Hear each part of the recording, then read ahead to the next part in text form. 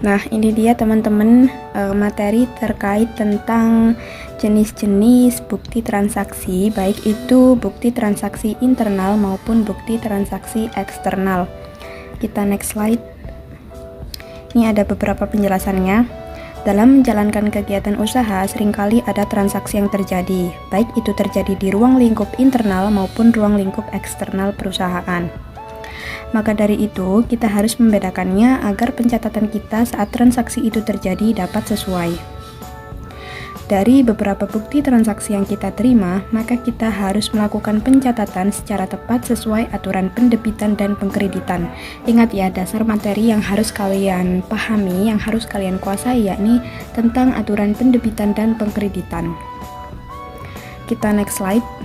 Bukti transaksi intern. Jadi, bukti transaksi internal ialah pencatatan kejadian dalam intern perusahaan, biasanya berupa memo pimpinan kepada seorang yang ditunjuk. Kita next slide. Nah, ini dia salah satu contoh dari bukti transaksi internal, yakni memo. Kalian bisa lihat, memo itu seperti ini, teman-teman. Ini juga ada memo. Jadi memo itu seperti kayak perintah atau instruksi dari pimpinan kepada bagian-bagian yang ditunjuk gitu.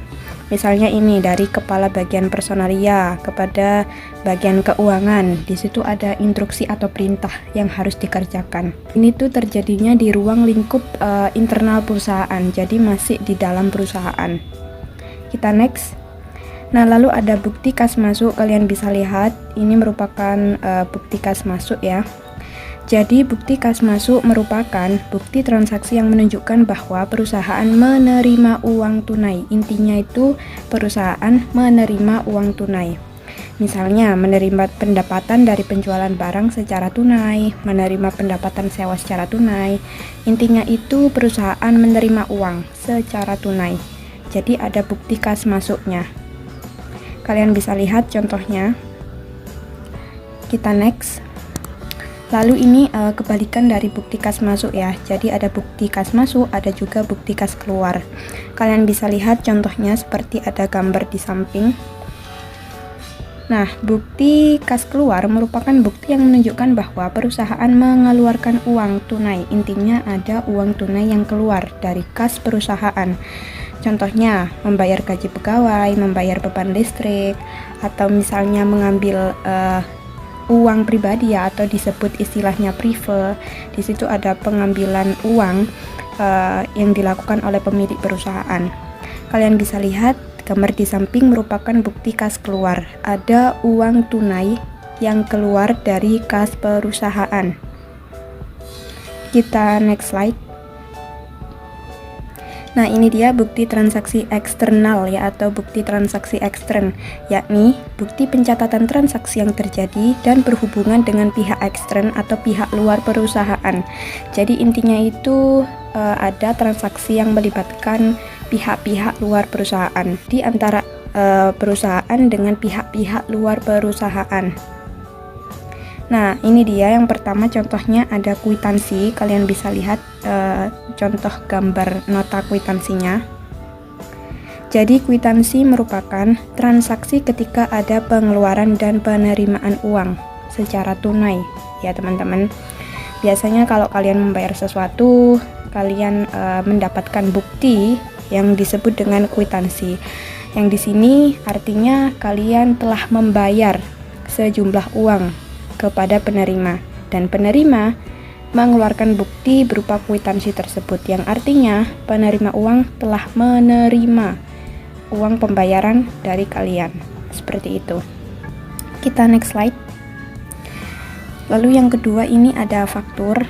Kalian bisa lihat contoh faktur ya, gambarnya seperti ada di atas.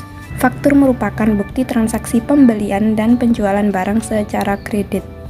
Jadi intinya ada jual beli barang secara kredit, itu nanti notanya ini disebut faktur. Kalian bisa lihat contohnya seperti gambar di atas. Kita next. Nah, ini dia selanjutnya ada rekening koran, yakni bukti transaksi yang menunjukkan adanya mutasi kas yang mempunyai hubungan penyusunan pencatatan antara kas bank dan kas perusahaan yang bersangkutan. Di sini itu adanya hubungan ya, antara bank sama perusahaan, yang dimana perusahaan kan biasanya melakukan mutasi kasnya itu di bank seperti itu, dan ini merupakan bukti transaksinya, rekening koran ya guys namanya. Kita next. Nah ini cek ini pasti udah familiar banget ya di kalangan kita udah sering tahu lah tentang cek ini. Cek merupakan surat perintah kepada bank untuk membayar sejumlah uang kepada pemegang cek. Kalian bisa lihat contoh cek, gambarnya ada di bawah. Cek itu biasanya digunakan ketika melakukan transaksi dengan nominal yang cukup besar. Jadi kalau kalian melakukan transaksi nominalnya cukup besar, kalian biasanya menggunakan cek. Kalian bisa lihat di situ nominalnya tertera 2.700.000.000 rupiah. Jadi nominalnya biasanya cukup besar. Ya, cek itu digunakan ketika kita bertransaksi dengan nominal yang cukup besar. Next slide. Nota kontan, yakni bukti transaksi yang diberikan dari pihak penjual kepada pihak pembeli ketika terjadi penjualan barang secara tunai. Jadi ini itu kebalikan dari faktur. Kalau faktur intinya ada jual beli barang secara kredit, kalau nota kontan ada jual beli barang secara tunai. Kalian bisa lihat format contoh dari nota kontan yang ada di gambar. Kita next slide. Nah ini dia teman-teman, nota biasanya cukup membingungkan karena ada nota kredit, ada nota debit, seperti itu ya. Langsung aja kita check it out. Nota kredit. Jadi nota kredit merupakan bukti transaksi pengembalian atau retur setelah terjadinya penjualan barang, dan nota kredit itu dibuat oleh pihak penjual. Untuk penjelasan tambahannya akan aku jelaskan nanti ya guys. Kita next slide.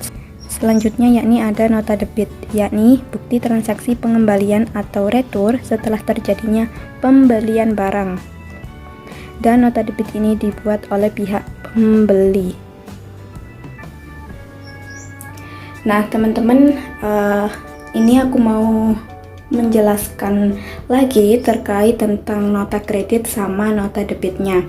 Mungkin dari kalian masih banyak yang bingung terkait nota kredit sama nota debit. Jadi gini teman-teman, nota kredit sama nota debit ini muncul karena adanya retur atau pengembalian barang.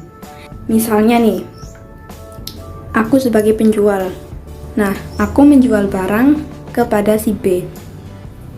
Lalu, di kemudian hari, si B ini mengembalikan barang-barang yang telah dibelinya tadi. Itu. Jadi ada retur, ada pengembalian barang. Biasanya itu alasan kenapa barang tersebut dikembalikan itu karena mungkin rusak atau nggak cocok, seperti itu teman-teman. Kan ada retur nih, ada pengembalian barang. Di sini, aku sebagai penjual, aku membuat nota yang namanya nota kredit, yang artinya aku melakukan pengkreditan.